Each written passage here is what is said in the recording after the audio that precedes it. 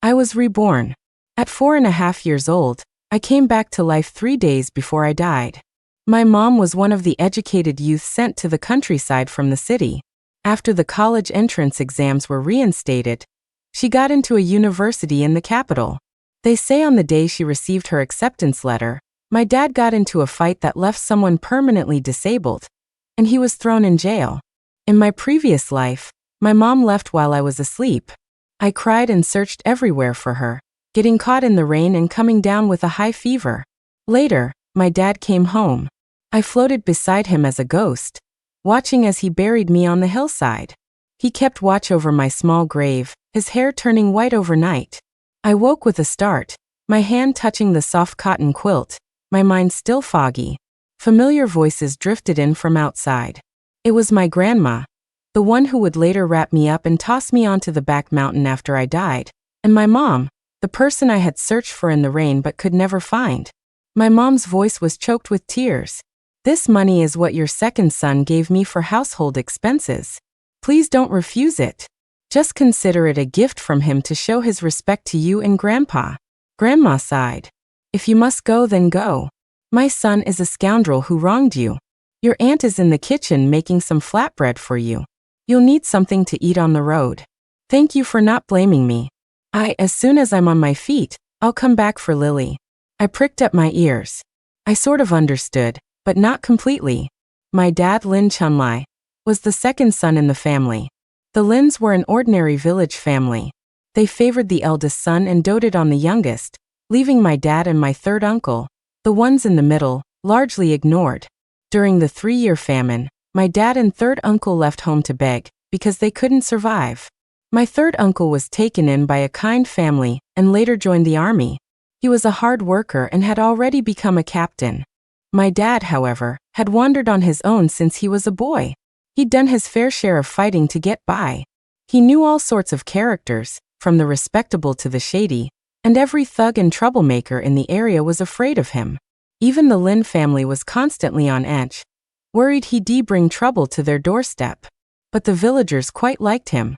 With him around, there were noticeably fewer petty thefts. My mom was an educated youth from the capital. She had accidentally fallen into a river, and my dad, who was passing by, saved her. That's how they reluctantly got married and had me. After the college entrance exams were brought back, my mom passed and got into a university in the capital. They said on the day she got her acceptance letter, my dad got in a fight, disabled a man, and was taken away to be locked up. My mom used this as an opportunity to get the official papers for a divorce and return to the city. Rumor had it she had a childhood sweetheart there waiting for her. I woke up one day to find my mom gone. I cried, searching everywhere for her, and got caught in the rain. I came home with a high fever, and by the time I was conscious again, I was a 4.5-year-old ghost who couldn't touch anything. My body was wrapped in a straw mat by my grandma and her family and dumped on the back mountain. A young boy who lived at the foot of the mountain found me and brought me back to his home. I floated around the boy's house for many days.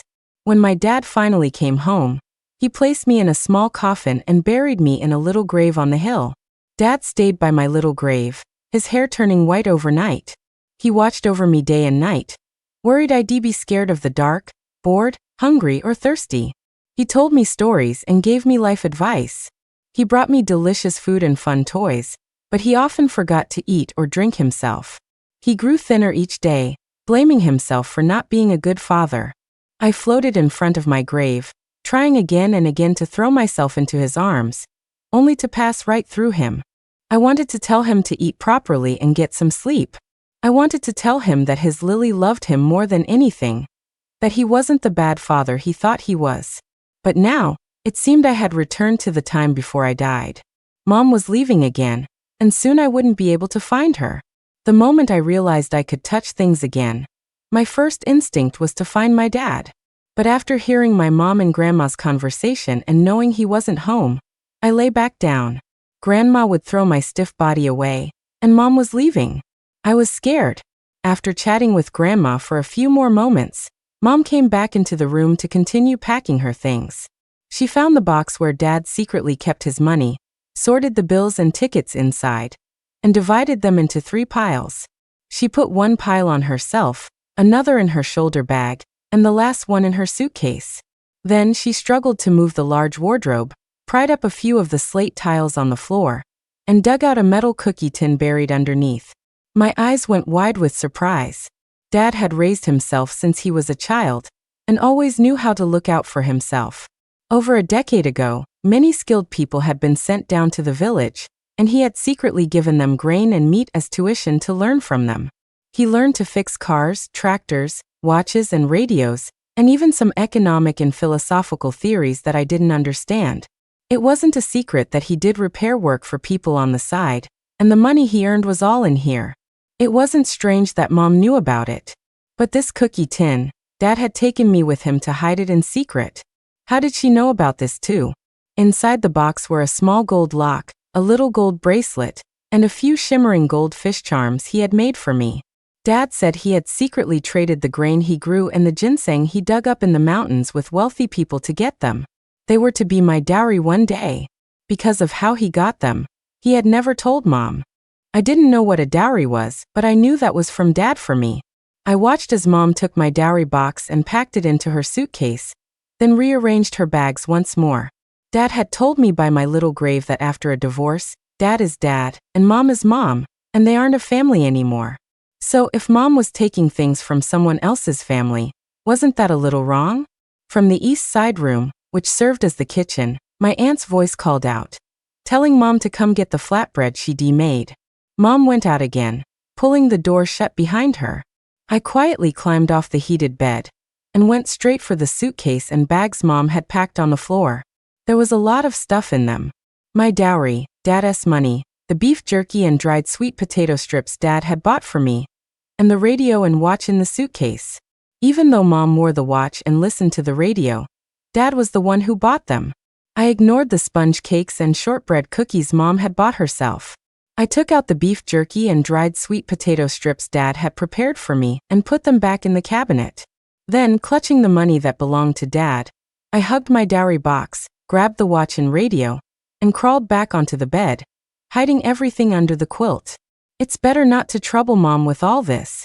If she took them for safekeeping, how would Dad and I ever get them back when we couldn't find her?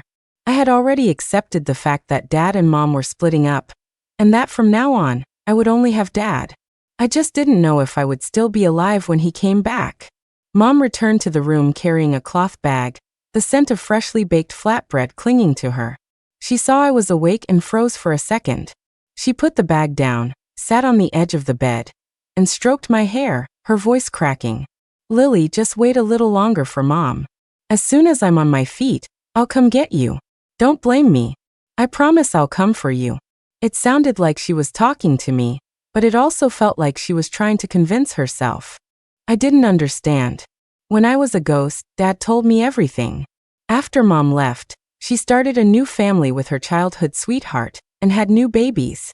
Thankfully, I was there to keep Dad company. But now Mom was saying she'd come back for me. I was still little, so it was okay if I didn't understand everything. I could ask Dad about it later. Seeing how reluctant Mom was to leave me, I cautiously spoke up. Can you wait for Dad to come back before you go? If Mom didn't leave, I wouldn't have to go looking for her in the rain. If I didn't get soaked, I wouldn't get a fever. And even if I did, Mom would be here to take care of me. And I wouldn't end up stiff and buried in a little grave. And Dad wouldn't be so heartbroken. Mom didn't seem to expect me to say that. She opened her mouth, then her face hardened. Lily, don't be difficult. Mom going to college is a good thing. You need to be a good girl and listen to Grandma. No. I shook my head frantically. I'm going to get a fever tonight. I'll be really, really hot and really, really cold. Without you or Dad, I'll get all stiff and hard. Lily, I've told you before, good children don't lie. Mom's face grew cold. She thought I was making it up just to stop her from leaving. No, Lily is not a bad girl. I tried my best to explain. Dad will be back soon, and I counted on my fingers, trying to figure out the exact day, but I couldn't. Tears of frustration welled up in my eyes. I could only grab her sleeve and stubbornly repeat myself. Don't go, Mom. Wait for Dad to come back before you go. That's enough. Mom snapped, cutting me off. Your dad isn't coming back. she yelled, on the verge of a breakdown, not caring whether I understood or not. He's been arrested. I finally got into college, and your dad went to prison. If I don't leave now, I won't be able to go to college. And if I can't go to college, I won't get a stable job for life. I'll be stuck digging in the dirt like a poor farmer for the rest of my days. Her eyes were red as she glared at me. Why don't you want me to go? Why does no one want me to have a good life? You're just as heartless as your selfish father. None of you Lynns are any good. You don't want anything good for me. She seemed to lose control, and for a moment, I forgot how to react. Mom pried my fingers off her one by one. I was holding on so tightly that she had to use a lot of force. There was a sharp snap. Her hand paused for a fraction of a second, but only a second. Then she picked up her packed luggage, grabbed the cloth bag she'd just brought back, and left without a single look back. Her back disappeared from my sight. But I was telling the truth. I mumbled to myself, looking down at my chubby little hand. The finger she had bent back was now an unnatural, reddish-purple color. I whimpered and brought my hand to my mouth to blow on it. Mom, it hurts. I whispered, tears streaming down my face. A light drizzle began to fall outside, and before long, it turned into a heavy downpour. The sheets of rain outside the window looked just like they did in my past life, when I was searching for my mom. I curled up on the heated brick bed. The fire had gone out, but there was still a little warmth left. I pulled the quilt tighter around me. I didn't want to get caught in the rain, didn't want to get a fever, didn't want to become a little grave, and didn't want Dad's hair to turn white overnight. I was a little hungry. I wanted sponge cake, shortbread cookies, crackers, and malted milk. But all those things were gone from the room. I knew Mom had packed some of them in her suitcase, but some of them weren't even in there. I didn't know where she had taken them. Using my good hand, I pulled a dried sweet potato strip from the cabinet and ate it slowly, feeling a little lucky. It was a good thing I saved these, or I'd be starving right now. In the mid-afternoon, Grandma pushed the door open.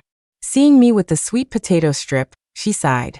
You silly child, why didn't you come and eat? You missed the morning meal, and now you've missed the afternoon one too. Everyone's already finished.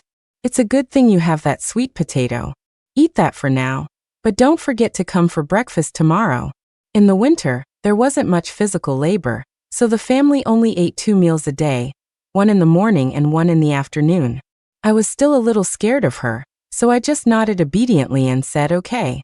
I remembered that I used to get an egg every day. I didn't get one today, and I wondered if they'd give me an extra one tomorrow. Grandma was about to leave when I held up my hand and called out to her. Grandma, my hand hurts. It's nothing. You'll be fine after a night's sleep. Her tone was casual. The room was dim, and she probably thought I had just bumped it somewhere. It wasn't uncommon for kids in the countryside to get bumps and bruises. But I wanted to explain, but Grandma had already left the room. It still really hurts. I whispered the rest of the sentence to myself. I glanced at the rain still pouring outside and didn't dare to go out. All I could do was blow on my hand again, and the tears started falling once more. I don't know how I fell asleep, but I remember feeling that the bed, which used to be warm, was now so cold. The next day, the sun was shining brightly in a clear, windless sky. I struggled to get dressed, then peeked outside. The beautiful weather instantly lifted my spirits. The storm had passed, which meant I wouldn't get caught in the rain and get a fever. And Grandma hadn't lied to me. After a night's sleep, my finger, while still looking crooked and an ugly purplish color, didn't hurt enough to make me cry as long as I didn't move it. When it was time for the morning meal, I carefully made my way out of the room, avoiding the puddles on the ground, and went into the main hall where everyone ate. I must have been too slow, because everyone was already eating. On the table was watery sweet potato porridge and a plate of stir-fried cabbage. When Grandma saw me, she scraped the empty aluminum basin but couldn't get much out. She poured some warm water in, swished it around, and gave me half a bowl of porridge so thin you could see your reflection in it. From the steamer basket on the table, she picked out a sweet potato only as big as my fist and gave it to me. Lily, you're still small. A big one would be a waste if you can't finish it, Grandma said. I waited, but the egg I missed yesterday never appeared, and neither did today's. Everyone at the table was already eating their own. Next to my aunt sat her 3-year-old son, a little butterball, with crushed eggshells in front of him. Across from me, my fourth uncle, who had just graduated high school and was about to get married, was holding a half-eaten egg. When he saw me looking, he shoved the whole thing into his mouth. My aunt rolled her eyes so hard they nearly disappeared into her head. Grandma slapped my fourth uncle on the back irritably. Grandpa and my eldest uncle seemed very busy, their chopsticks never stopping for a moment. "Lily, why aren't you eating?" my fourth uncle asked, his mouth full. "If it gets cold, you'll get sick." Get sick? I couldn't get sick. Suddenly, I didn't care about the egg anymore. I looked down. There were no chopsticks or a spoon for me on the table, nor was there the little stool I used to sit on. At 4.5, I just stood there, looking at my 7-year-old cousin Daisy, who was also standing beside me. It seemed like she always ate standing up. I thought for a moment, then copied her, standing at the edge of the table. I held the bowl awkwardly, careful not to move my injured finger, first drinking the porridge, and then slowly eating the sweet potato. No chopsticks, no problem. My hand hurt too much to use them anyway. Besides, it would save Grandma and the others from having to wash an extra pair. I decided I would ask Grandma about the egg after I finished eating. Dad had told me he gave Grandma money so that she would give me an egg every single day. The adults ate much faster than I did. As Grandma was clearing the dishes, she looked at me, still only halfway through my sweet potato, and spoke. "Lily, you're a big girl now. It's time you learned to do some chores. Later, go with your cousin Daisy and learn how to wash clothes." In a farming family, what girl doesn't start helping out early, washing, cooking, and cutting pig feed? It's just that your dad spoiled you. In the village, there was a general preference for boys. They were prized more, allowed to run around, catch fish and shrimp, and occasionally get an extra egg or a piece of meat. Girls, on the other hand, had to start doing all sorts of household chores from a young age, and were given less to eat. It was rare to see a girl my age washing clothes by the river, but it wasn't unheard of for an older sister to take a younger one along. Grandma telling me to learn to wash clothes wasn't abuse in the village. It was just a normal, everyday thing. No one in the family thought anything of it. They all felt I had been too coddled by my parents before, never having to do any work. But things were different now. In fact, they probably thought they were doing me a great favor just by letting me live there and giving me food. I froze. Dad had told me before that I wouldn't have to do chores like the other girls in the village. He said he was going to send me to school, that I would be just like the city kids, sitting in a clean, pretty classroom. But now Grandma was saying this. I didn't understand, but that was okay. I held up my right hand, which was still swollen, my finger bent at an unnatural angle. "Grandma, my finger hurts. I can't move it. I can't wash clothes." Grandma seemed busy and didn't even turn her head. "Suit yourself. This is how it is in our family. If you don't work, you don't eat." I was stunned. Daisy dragged a basket of clothes out of the house. When she saw me, she called out, "Let's go, or we won't finish today. Quick, give me a hand. It's light if we carry it together." I looked at the huge basket she was dragging, a basket that was bigger than me. Then I looked at my own purplish, swollen, and unnaturally bent hand and shook my head frantically. "I can't. It hurts." I showed her my finger. Daisy looked surprised for a moment, then a little disappointed, and also a little envious. "With your hand like that, I guess you really don't have to work. Get better soon." She dragged her enormous woven basket away. Everyone in the house was busy with their own things and paid me no mind. I went to the main gate and sat on the threshold, not knowing which direction to look so I could be the first to see Dad when he came back. Thinking of Dad, I looked down at my finger again and gently blew on it.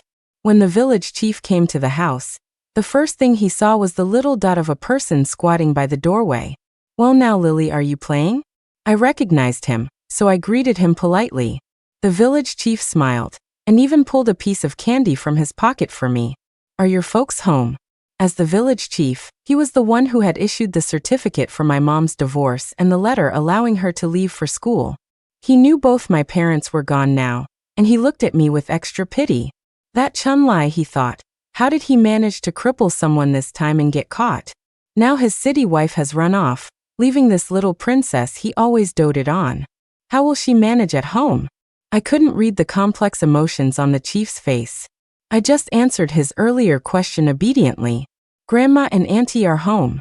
I don't know where everyone else went. Come on, I just need to talk to your grandma.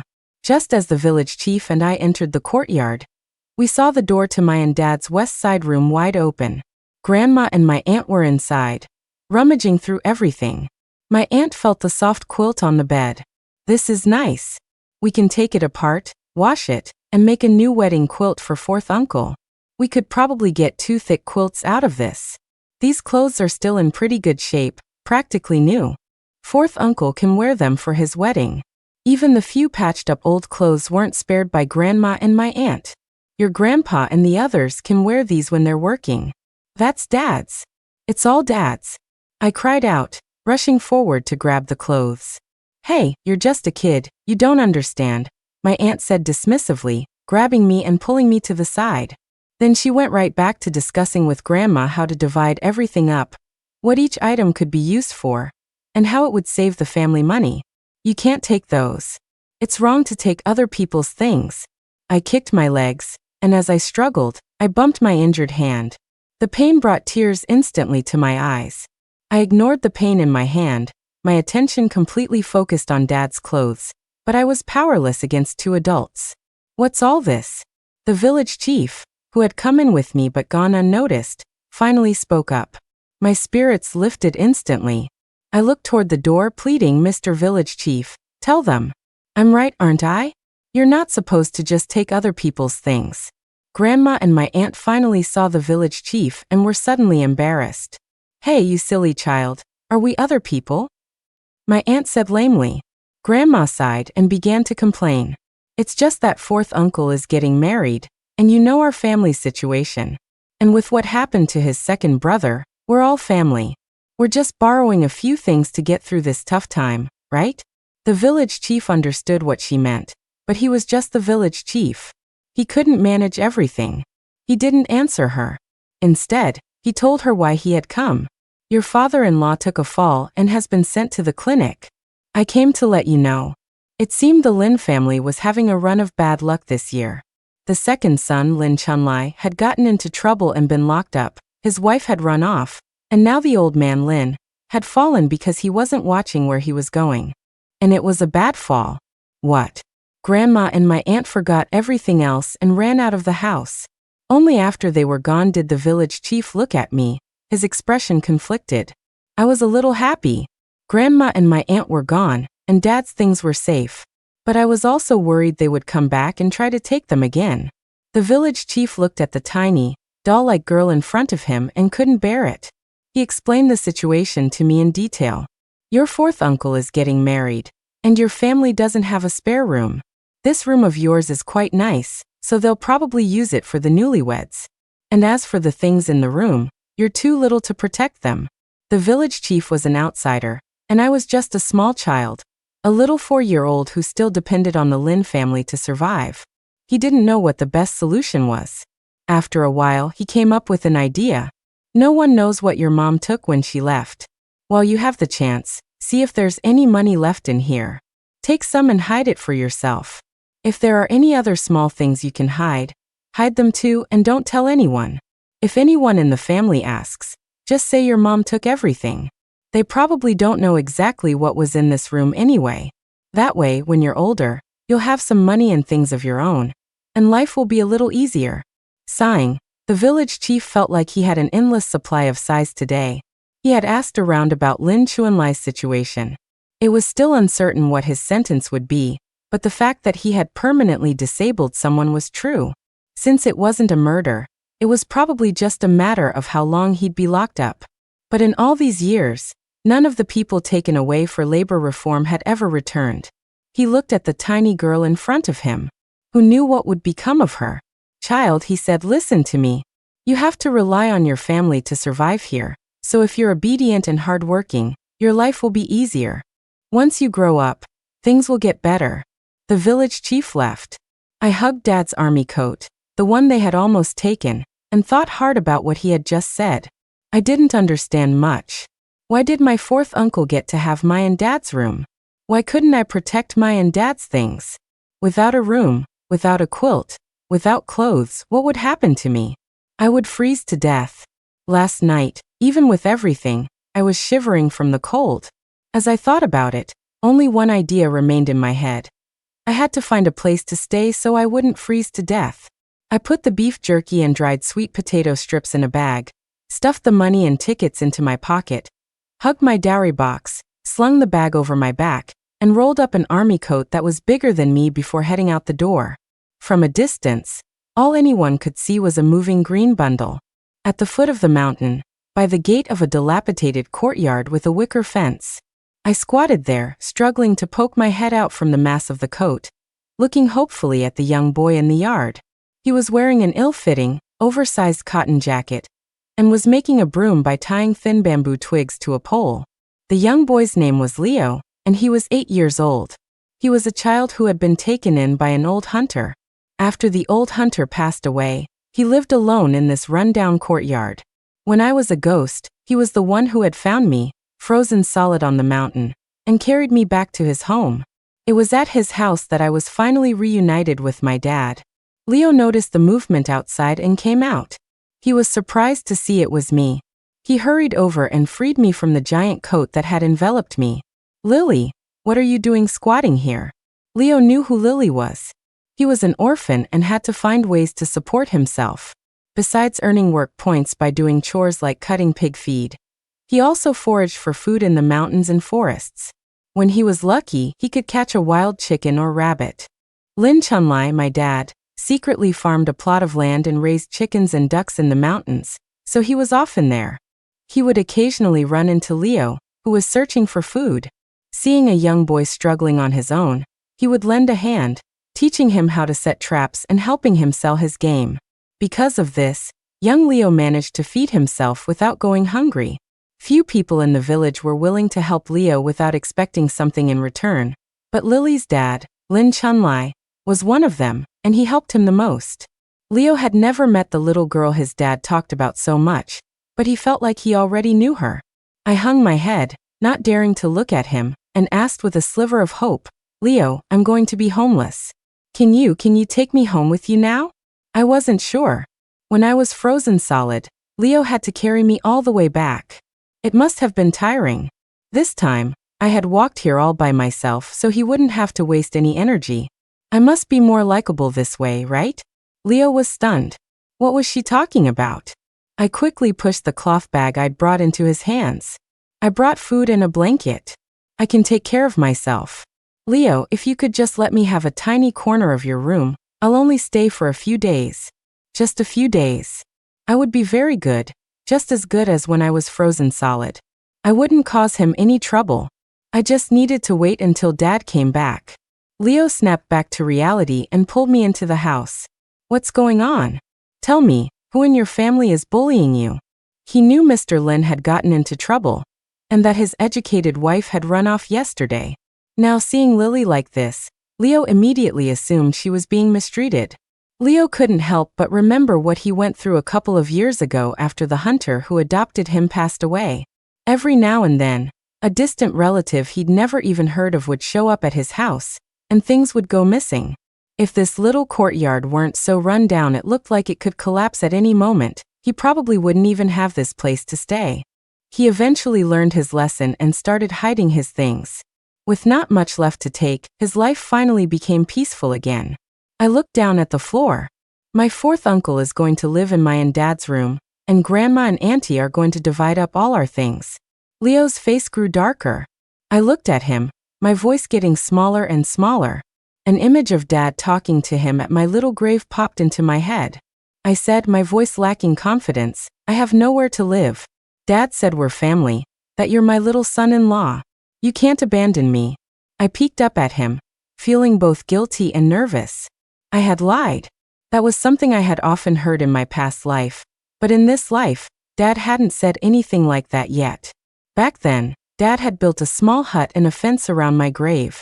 He had recovered from the initial shock, when it seemed like he might follow me at any moment. Leo, worried about Dad, would show up almost every day, sometimes staying the night. Dad would occasionally tease him, saying how handsome he was, and that he had originally wanted to bring him home to raise as a little son-in-law for me. Privately, Dad would also whisper to me at my grave, telling me not to be scared if I came home at night and saw a handsome new boy.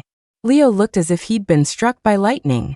It took him a long moment to recover, and then he stammered, "Oh, right. Okay." His face was beet red. It was one thing for Mr. Lynn to joke with him, but how could he say that to Lily too? She was still so young. The surprise came so suddenly. "You said yes, right? Did you really say you'd give me a little piece of your room? Just a tiny little bit?" I held up my fingers to show a very, very small space, my eyes shining as I waited for confirmation. Leo's ears turned bright red as he gave a soft "hmm." I looked at him, puzzled, but his expression had already returned to normal. "Let them have your and Mr. Lynn's room at the Lynn house. You can stay here with me from now on. This will be a home for both of us." Leo looked at the small bundle in front of him. He didn't want her to go through what he had. Mr. Lynn had always protected him, and now that he was gone, Leo would take care of his daughter for him. "Don't be afraid. I'll take care of you from now on," Leo said again, this time with a sense of relief and determination. I stared at the handsome boy smiling at me, and my eyes started to feel hot. "Really?" The little boy said, "This is my home." He also said Dad is a good person and that he would take care of me. The little boy was just as nice as Dad said he was. Leo took me inside to put my things down and asked for more details about the situation. When he heard that the Lynn family wasn't home right now, he decided to take me back to their house. In my and Dad's old room at the Lynn house, Leo was packing things into a basket he had brought, giving me instructions as he worked. "If there's anything else you want to take, let's pack it up quickly," Leo explained. "Everyone in the village is at the clinic right now, so we have some time." During the winter, there wasn't much to do in the village. Old Man Lynn breaking his leg was a big event, and all the idle villagers had flocked to the clinic to watch the excitement. You couldn't see a soul on the road. There couldn't have been a better time. My eyes lit up, and I quickly started rummaging around.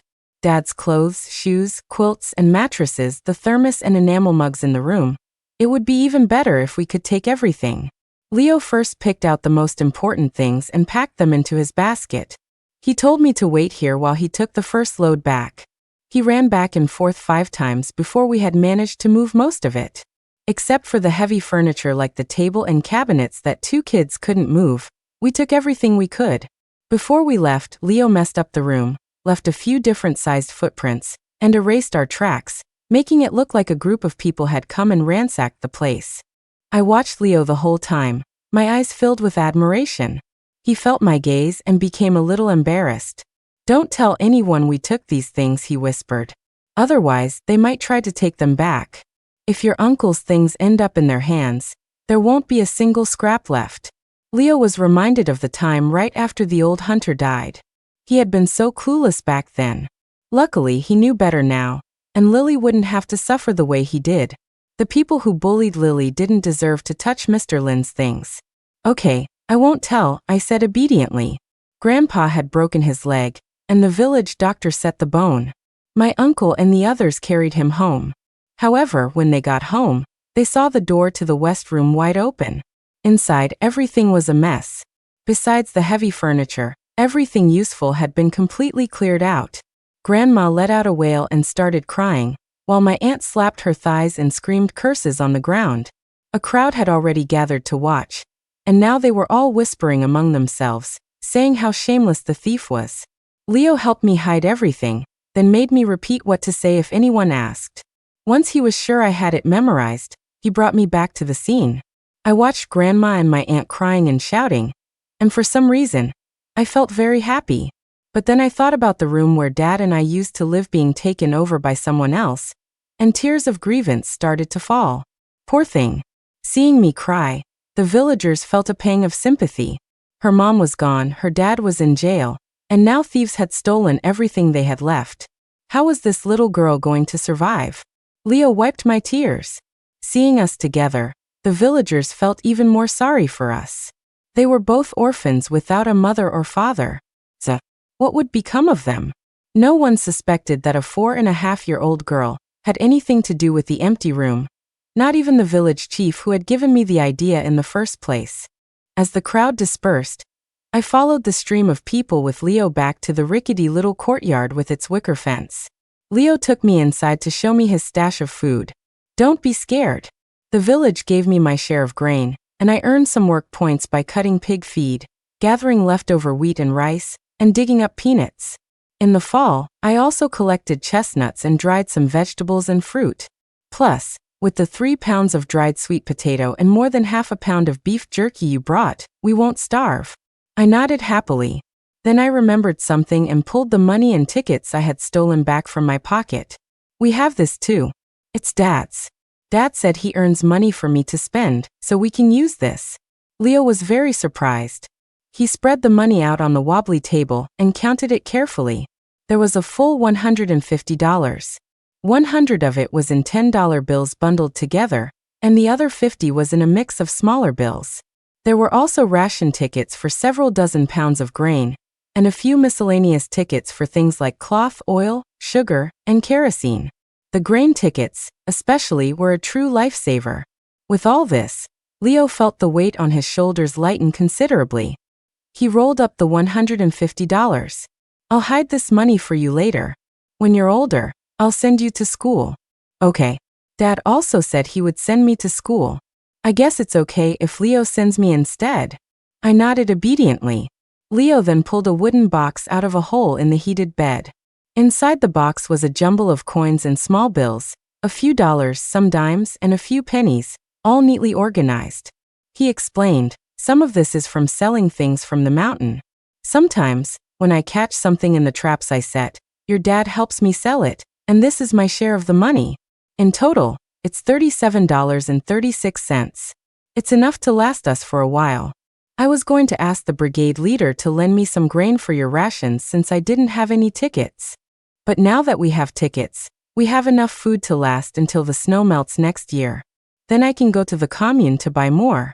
Having experienced the coldness of the world at a young age, Leo never expected any help from the Lynn family's grandparents or uncles. Adults always had all sorts of excuses. He was still just a child, and the time he would waste trying to get food from them, with no guarantee of success, was better spent in the mountains, where the rewards were greater. After the new year, he would be 9 and old enough to do heavier work in the fields. If he worked hard and earned more work points, he could get a larger share of the grain. Lily was small and didn't eat much, and she would also get her share of grain. If he gathered some more goods from the mountains, dried some vegetables and mushrooms, and stored up chestnuts, walnuts, hazelnuts, and wild yams to mix with their meals, they would definitely both survive. Leo laid out his plans for me, bit by bit. I'll listen to you, Leo. I nodded obediently, not understanding much but feeling very secure. Leo seemed touched. I thought your your educated mom, would have taken all the money. It was actually kind of nice of her to leave some for you. She didn't, I mumbled in protest. I stole it back. I poked my fingers together guiltily. Stealing was a very bad habit, but I just didn't want my mom to take my and Dad's things. Good job, Leo said with a grin after a moment of surprise. I was happy to be praised and pointed to my cookie tin with a touch of pride. Dad said this is the dowry he saved up for me. It's from my dad. Dowry? Leo fell silent. His face must have been beet red. However, at that same moment, Leo finally got a clear look at my hand. It was black and blue, and the finger was still bent at a very unnatural angle. Leo was shocked. What happened to you? It had been like this since yesterday, so after all this time, I had almost gotten used to the pain in my finger. But when Leo asked, all the hurt came rushing back. Mom was leaving, and I held on to her clothes. She pulled my hand away, and it ended up like this. I carefully blew on it again, telling myself in my head, it doesn't hurt, it doesn't hurt. Leo's face turned grim. What was wrong with the Lynn family? This wasn't the time for talk. He grabbed my wrist and started to pull me outside, but after 2 steps, he remembered the dowry box and turned back. He opened the cookie tin, and the contents gleamed. Leo was stunned for a solid moment, but it was only a moment. He quickly stuffed the $150 inside. Then he pried up a stone slab in the room and hid the box. He locked the door, and only then did he take me out of the yard and head straight for the local doctor's clinic. The village's barefoot doctor was surprisingly skilled with bones, a trade said to have been passed down in his family for generations. When he saw my hand, he frowned. "What took you so long?" He started to say more but seemed to realize something and swallowed his words. He bent my finger back into place, and the pain was so intense that tears streamed down my face. Then he splinted it with a small piece of wood, wrapping it up tightly. He gave me a stern warning. "If you don't want to lose this finger later, you'd better behave. Keep it splinted like this until it's straight again, then we'll talk about what's next." The doctor's face was still grave. My hand seemed to be in serious condition. Leo nodded solemnly. "I'll watch her." Later, when Leo took me back for a dressing change, we overheard the doctor chatting with someone. Apparently, when he was doing a follow-up on my grandpa's leg, he had casually mentioned my injury, even exaggerating its severity to make sure they took it seriously. The Lynn family was surprised, but no one suggested bringing me back to their home. Since my hand was really too injured for me to work, bringing me home would just be a waste of food and firewood. It was much more convenient for them if I stayed outside and didn't eat their food. The Lynns all figured that when I couldn't survive on my own anymore, I would come back looking for food on my own. They didn't need to waste any effort looking for me. On the way home, Leo looked at me with a worried expression. But I was happy. If the Lynns weren't looking for me, I wouldn't have to go back and be frozen solid, and I wouldn't be put in a little grave. Leo and I continued to live in the small, run-down courtyard at the foot of the mountain. The fourth Lynn uncle got married before the heavy snow sealed off the mountain. We didn't have time to join the festivities. We were too busy going into the mountains and forests, gathering firewood and mushrooms, and raiding squirrel and mouse nests. We gathered anything edible we could find. Even though it was winter, we could always find something. Occasionally, if we were lucky, we'd find a wild chicken or rabbit in the traps that Leo and my dad had set before. Leo was very frugal. He never touched our money. We never ate the game we caught. Instead, we took it to the village chief's house and traded it for grain. The village chief felt sorry for us two children, and always gave us a fair price. Before the new year, we had added half a basket of sweet potatoes, 5 pounds of brown rice, a pound of white flour, and 2 pounds of cornmeal to our stores, enough to last us an extra half a month. Every time we traded for grain, Leo worried I would crave meat, so he would take out one of the dried meat strips we had saved and share it with me. He ate very little, usually just a taste, and most of it ended up with me. We only stopped going into the mountains when the snow started falling heavily. The snow was particularly heavy this year. The courtyard gate was blocked by a thick layer of snow, and the wicker fence around the yard had become a high wall of snow. We couldn't even get out the main gate anymore. Leo built 3 snowmen for me in the corridor. I was in the middle, with him and Dad on either side, making it feel like Dad was always with us. I was very happy whenever I looked at them. The little rundown house wasn't very sturdy, and it felt like the heavy snow could crush the rickety building at any moment. Every day, Leo would use the bamboo broom he had made to sweep the snow off the roof, hoping the house would hold up and not actually collapse. In the blink of an eye, it was New Year's Eve. In the afternoon, Leo minced the 2 ounces of lean pork we had been given by the village, and mixed it with chopped cabbage to make a filling. The 2 of us huddled around a brazier, clumsily wrapping dumplings. On the brazier, sweet potatoes were roasting, filling the air with a sweet scent, along with a few chestnuts that had burst open. It was our first time making them. Although we had asked the village chief's wife for instructions when we were trading for grain, our wrapping was clumsy, and the dumplings looked very ugly. The ones I made were especially ugly. Since my middle finger was immobilized, I could only use my thumb and pinky to pinch them shut, which made them look even worse. Leo was so disheartened by their ugliness that his eyes turned red. I comforted him. "I'm still little. When I grow up, I'll be able to make beautiful dumplings for you, Leo." "Okay," Leo smiled, but a tear rolled down his cheek. "Leo, don't cry." It was the first time I had ever seen him cry. I was about to comfort him when suddenly, a loud bang echoed through the air. The roof and the ground seemed to shake, and dust rained down from the ceiling. I quickly leaned over to shield the meat filling and the dumplings. Leo swiftly grabbed me, pulled me under the table, and in the chaos, I only had time to grab the bowl with the half of the meat filling we had saved. He held me tightly. After waiting a moment and hearing no other sounds, he shifted slightly and said uncertainly, "Maybe something collapsed?" The room we were in wasn't very sturdy, and the other rooms were even worse, leaking rain and wind and completely uninhabitable.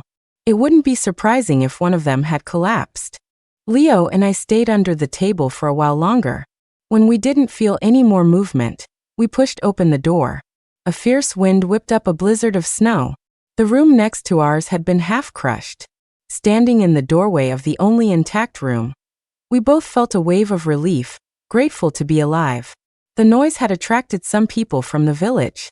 Several came running, shouting to see if anyone inside was hurt. Leo shouted back, "We're fine."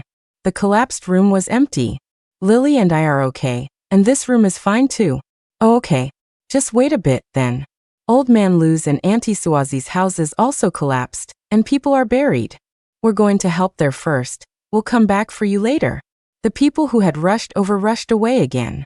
Leo and I looked at each other. Leo was the first to recover. "Come on, let's go back and finish the dumplings." Our situation wasn't any different than before. Back inside, the door was shut tight again. I pulled the dumpling filling out from under the table. The dumplings on the table were covered in dust. I felt like crying. "They're still good. We can just blow the dust off," Leo comforted me, then blew on the dumplings. I saw that they were clean again and nodded. "Yes, we can just blow on them. They're fine to eat." However, Leo then took the dough we had saved for the first day of the new year, pinched off a piece, and started rolling out more wrappers. "I think I figured out how to make them look better. I'll make a few nice ones for Lily. Since Lily is so pretty, she should eat pretty dumplings too." Several houses in the village had collapsed under the snow. In the midst of the chaos, as people were digging others out and rushing them to the county hospital, a jeep drove into the village. Lin Chunlai, the man everyone thought had been arrested, got out of the car. "What's going on?" "Hey, we just dug them out of the snow. Our village doctor can't handle this. We have to take them to the city." The driver, dressed in a military uniform, saw the situation and didn't hesitate to help. Before leaving, he quickly explained Lin Chunlai's situation. Lin Chunlai hadn't been taken away for some petty fight this time. He had run into his third brother, who was on a mission, and had helped him stop someone. The person he had disabled was an enemy agent. The reason he had been gone so long wasn't because he was in a labor camp, but because his local knowledge was useful, and he had been assisting the relevant authorities with an investigation. The villagers were stunned, and their talk with Lin Chunlai was now filled with playful teasing. Lin Chunlai rolled up his sleeves to help, intending to ask the villagers about his daughter, but he found them all hemming and hawing. A knot of dread formed in Lin Chunlai's stomach. He ran straight back to the Lin family home and burst into the west side room. He pushed open the door. The furniture was familiar, but the layout was strange. Bright red double happiness characters were pasted on the window, and a pillowcase with a large red peony on the bed was particularly jarring. He gave a cold laugh and turned to face the Lin family members who had followed him hesitantly. "Where is Lily?" Fourth Uncle Lin and his wife, having taken over the room, felt a pang of guilt and took a step back. Eldest Uncle Lin rubbed his hands together. "Second brother, don't get excited. Lily has been enjoying playing with that kid at the foot of the mountain these days. She's over there now." "You." Lin Chunlai's face was grim. He walked back into the newlywed chamber, grabbed a stick and started smashing everything in sight. He then pulled out a box of matches, lit one, and poured kerosene from the lamp on the table over the fire. Then he stood blocking the doorway. He moved with such speed and ferocity that before anyone could react, he had already completed the entire sequence. "Second brother, what are you doing?" "Second brother." Lin Chunlai stood there like a statue, letting the flames behind him consume everything made of wood and cloth. The Lin family wanted to put out the fire, but he blocked them completely, preventing them from even getting near the door. He beat back his eldest and fourth brothers, leaving them with bruised and swollen faces. Grandma rushed forward, pounding on his back and crying, "What have I done to deserve this? To have a monster like you for a son? The family has been worried sick about you, and this is how you come home." Lin Chunlai acted as if he didn't hear a thing. The fire behind him was raging, black smoke billowing into the sky, the flames engulfing half the room. Only then did he stride out of the house and break into a run. The cries and curses behind him were all left in his wake. Meanwhile, in the small courtyard at the foot of the mountain, Leo and I were boiling water to cook our dumplings when we heard a commotion outside, mixed with a few wails about heartless and unjust things. The noise brought a rare bit of excitement to the quiet winter village.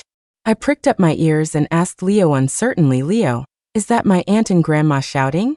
Our little rundown house was at the edge of the village, and the Lynn family home was in the center, several houses away. I was surprised we could hear them from so far. Leo nodded. He glanced at the tightly shut door, and then thought about our snow-covered yard. "It's just gotten a little warm in here. If we open the door, the cold air will rush in and all the heat will escape. And even if we go into the yard, we can't get past the gate. It's better not to get involved." I thought about it. The snow piled up against the wicker fence, and the gate was several times my height, and the snow in the yard was deep enough to bury me up to my waist. He was right. It was better to stay inside. Leo patted my head and praised me. "Lily is such a good girl." I beamed, my eyebrows curving with delight. "Dad also says Lily is the best, prettiest, and cutest, his most precious little baby." Then my mood dipped again. I wondered when Dad would actually be coming home. I had been counting on my fingers for days, but no matter how many times I tried, I couldn't figure out the exact day he was supposed to return. Leo didn't know what I was thinking. He just looked at me with a smile in his eyes, about to say something. With a dusting of flour on my head, my expression changed from one moment to the next. I had no idea how silly I looked. Leo finally couldn't hold it in anymore and burst out laughing. I didn't understand why, but I giggled along with him. When Lin Chunlai arrived at the little rundown house at the foot of the mountain, he saw the collapsed, snow-covered building and his eyes widened in terror. His fists clenched so tightly they creaked. He took a deep breath to force himself to stay calm. His daughter was waiting for him. Hearing the commotion, some villagers had followed him. One of them remembered something and called out, "Second brother, Lily and the boy are fine." The room that collapsed wasn't the one they were living in. Lin Chunlai snapped back to reality, a flicker of hope igniting in his heart. His gaze fell on a felt mat covering a nearby haystack. He strode over, yanked it off, shook the snow from it, and then laid it across the wall of snow surrounding the courtyard. Leo and I heard the noise and poked our heads out the door. We saw someone throw a mat onto the snowdrift by the fence, and then a familiar figure climbed over it. I stared, thinking I was seeing things. I instinctively started running towards him. Dad. But I wasn't a ghost anymore. The snow on the ground was dozens of centimeters deep, and with one step, I sank in up to my waist. Leo quickly pulled me back. Lin Chunlai, who had just made it over the wall, saw the two small children on the porch. The joy of having them back safe washed over him. He shouted to me, "Lily, don't move. Wait for Daddy." He pushed off with his feet, leaped up, and with a few tumbles, he was off the high snowdrift and trudging through the thigh-deep snow in the yard, running towards the porch. I threw myself into his arms. He held me, and I held onto Leo's hand, just like the three snowmen that had stood there all winter. In the room, Lin Chunlai looked at the clothes his daughter brought him to change into, then at the thermos and enamel mugs on the table, and the familiar quilts on the bed. A smile suddenly spread across his face. He ruffled the hair of both children, one with each hand. "Well done, you two." The people outside didn't know what was happening inside. Since they were already there, they decided to lend a hand and start clearing the snow. After changing his clothes, Lin Chunlai held his daughter tightly, not letting go, still shaken with fear. Leo handed him a cup of warm water. Lin Chunlai finally loosened his grip a little. He looked at Leo. "Hey buddy, I've got to thank you. From now on, you're my sworn brother." Ha! My brain never seemed to be working quite right. Leo was also a bit confused by the sudden switch from uncle to brother. But it didn't really matter. Whether they were brothers or he was an uncle, they were all family. Many hands make light work. The villagers quickly cleared a path into the courtyard. Seeing the happy family of three inside the house, they couldn't help but smile. "You could have at least let us know you were okay when you got in." He went inside and just disappeared. They had been scared to death, thinking something had really happened. "It's good you're okay. It's good you're okay." Thank goodness nothing happened. If something had, their consciences would have bothered them. While Lin Chunlai was out fighting enemies, they hadn't even been able to look after his little girl. I didn't quite understand the looks the villagers were giving me. I just happily snuggled in Dad's arms and listened to them chat. It was so good. Dad was back. It was so good. I didn't become a stiff little body in a grave, a ghost who could never touch him. Soon the villagers left. Dad mixed some more dough and used up all the filling Leo and I had saved for the first day of the new year. He cooked them all, even the ugly ones we had made. Leo probably felt a little bad about the wasted grain. His eyes were red again. It seemed Dad had gotten some sand in his eyes too. I was the only one who didn't fit in, happily eating the most beautiful dumplings made by my dad and my new brother. After the meal, Lin Chunlai chatted with us two kids. It was only then that I found out what happened when Dad went back to the Lin house. When he saw my fourth uncle and his new wife living in our room, he set the whole place on fire. He smashed and burned all the furniture, not leaving a single whole piece for them. I secretly let a smile creep onto my face, unable to suppress it. Lin Chunlai couldn't help but laugh. Are you that happy? Yep. Super happy. I hugged him excitedly and showered him with praise. Dad is the most amazing. I brazenly tattled on them. They were bad. They tried to steal our room, our clothes, and our blankets. It was a good thing I was smart enough to come find my brother. Otherwise, I would have definitely frozen solid and ended up as a little grave again. Lin Chunlai's expression turned grim as he quietly tried to piece together what had happened while he was away. He already knew about the divorce.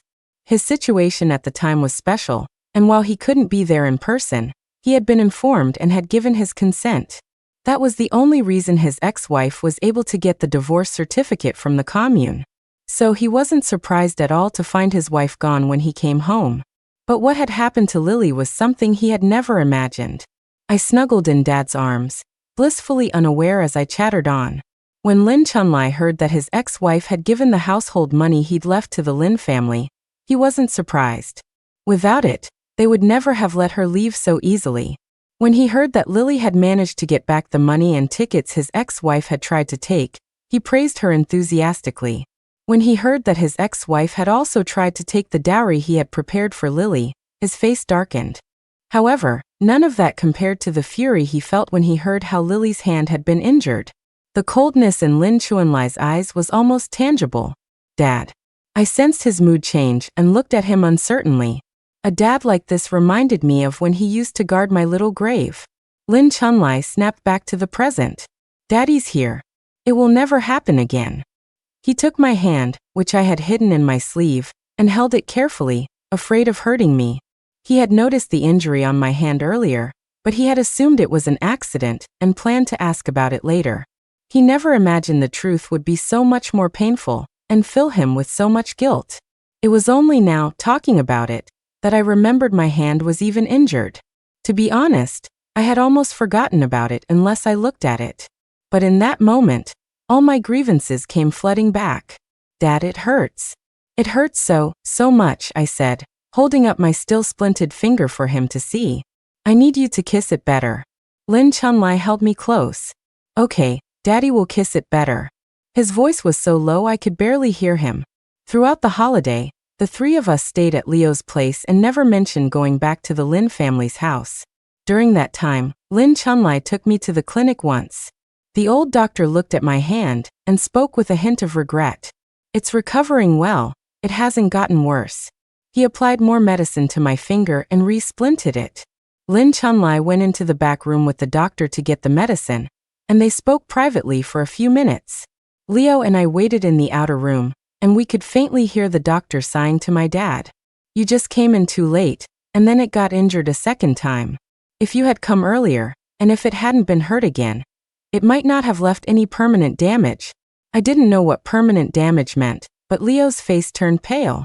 He held my hand, his expression full of pain and self-blame. Lin Chunlai came out, picked me up, and didn't mention my hand again. He just gestured for Leo to walk back with us. What do you want to eat, Lily? Dad will go find some for you later. Lin Chunlai then looked at Leo and patted his shoulder with his free hand. You two. From now on, the three of us are a family. Leo lowered his head and mumbled a quiet mm-hmm. I happily counted on the fingers of my good hand, listing things for him. I want sponge cake, shortbread cookies, crackers, and malted milk powder. I listed everything I had craved when I was starving alone in that room. Lin Chunlai happily agreed, and went out for a while. When he came back, he had managed to find everything I wanted, and even brought back several dozen pounds of grain.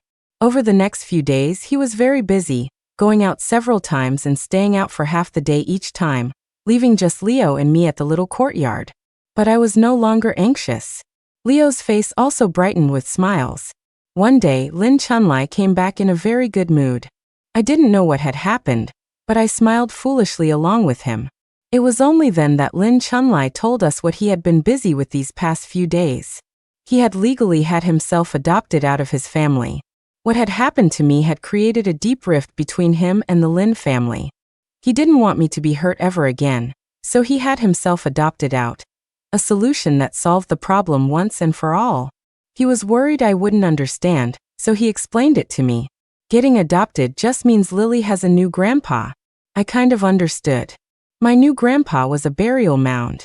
This grandpa had never married or had children, so in the future, there would be no grandma to control how big my sweet potato was, no uncle to steal my eggs, and no one to drag me off to do laundry.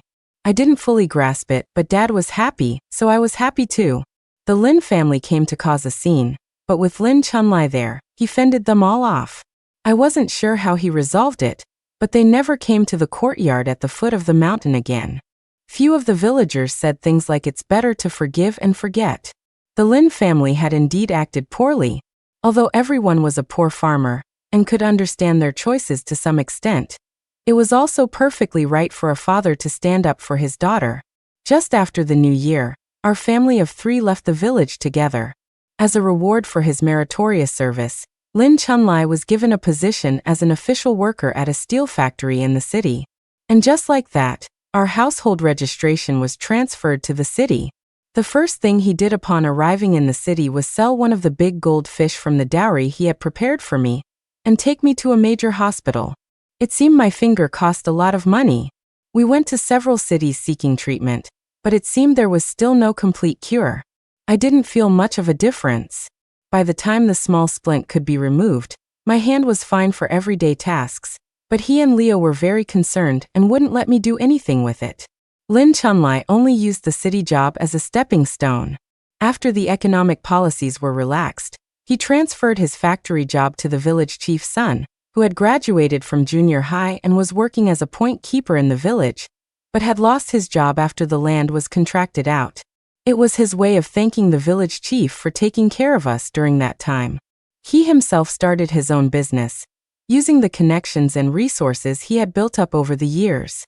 He was a very resourceful person, with connections in all walks of life. He also had a good eye for opportunities and quickly amassed a large amount of capital, because he never forgot the pitiful sight of me living in a collapsing house in the snow. He would buy houses all over the country whenever he had money. Then he'd earn more money and buy more houses, all in my name, terrified that I would one day be kicked out with nowhere to go. Houses were demolished, and we got more houses in return. Then those houses were demolished and we got even more. By the time I graduated from college and married Leo, when we were sorting out the family's assets, I discovered that the number of property deeds I held had reached a staggering figure. In the year 2000, I graduated with my master's degree and became a university lecturer. Leo had skipped several grades, finished his doctorate, and started working at a research institute in the capital. We settled in the capital together, living in one of my properties, a 3-courtyard house within the 2nd Ring Road. One day, one of the newly redeveloped and allocated houses in the suburbs was being rented out, and I had to go with my dad to handle the paperwork with the agent. As we were leaving, we happened to run into someone who wanted to rent a room. It was a plainly dressed middle-aged mother with a young woman in a shirt dress. The mother held up her right hand, which was missing 2 fingers, and pleaded with the agent. "Just this single room. Can you make it any cheaper?" She went on to complain about how hard it was for her daughter, a recent college graduate, to find a job, and how she and her husband were both laid-off workers struggling to get by. I stared at her hand for 2 seconds. Then my gaze shifted to her face. Her features were vaguely familiar, But the years of hardship had clearly taken their toll. Compared to my successful and vibrant father, they looked like they belonged to two different generations. We didn't pause our steps for even a moment. Lin Chunlai smiled and asked, "What do you want to eat?" "Dad will make it when we get home." For all these years, he and Leo, pained by my hand injury, had taken care of all the housework, never letting me lift a finger again. Just as I had countless times before, I happily rattled off a long list of dishes. Leo said he doesn't have to work overtime lately, so he'll be home to eat with us. "That's wonderful," Lin Chunlai said, also very happy. The three of us, since that day long ago, had always been an inseparable unit, with no room for anyone else. The agent who saw them out remarked to the rental agent, "Mr. Lin owns several buildings in the capital, yet he still cooks for his daughter himself. He really dotes on her." "Wow, several buildings?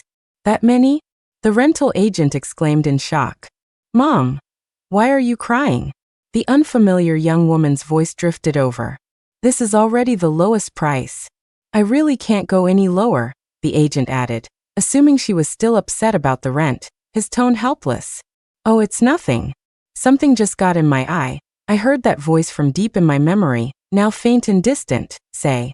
I didn't stop walking, my arm linked with my dad's, and just smiled at him. I didn't ask a single question. How that woman had injured her hand was no longer important to me. We each had our own lives, and it was for the best that they remained separate, with no connection between them. The end.